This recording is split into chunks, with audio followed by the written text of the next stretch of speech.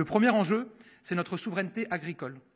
D'abord, et conformément à mon engagement, le projet de loi d'orientation agricole reconnaît noir sur blanc dans la loi notre objectif de souveraineté agricole et alimentaire et place l'agriculture au rang des intérêts fondamentaux de la nation, au même titre que notre sécurité ou notre défense nationale.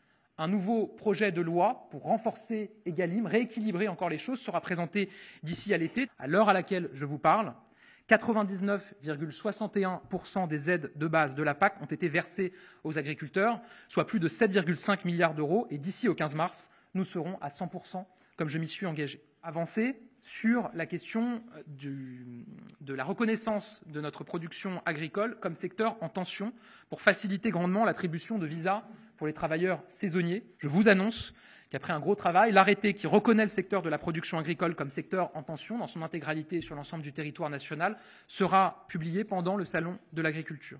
Agriculteurs, alors même que ces règles, ces normes ne s'appliquent pas pour nos voisins immédiats et que les produits de nos voisins immédiats arrivent quand même sur les étals des Français.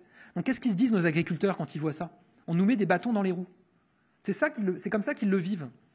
Donc il y a un indicateur européen qui existe. Il faut plutôt prendre cet indicateur européen qui est suivi par nos voisins qu'un indicateur franco-français qu'on est les seuls à suivre. Est-ce que ça veut dire qu'on renonce à notre objectif de réduire de 50% l'usage des produits phytosanitaires d'ici à 2030? Non, je viens de le réaffirmer devant vous.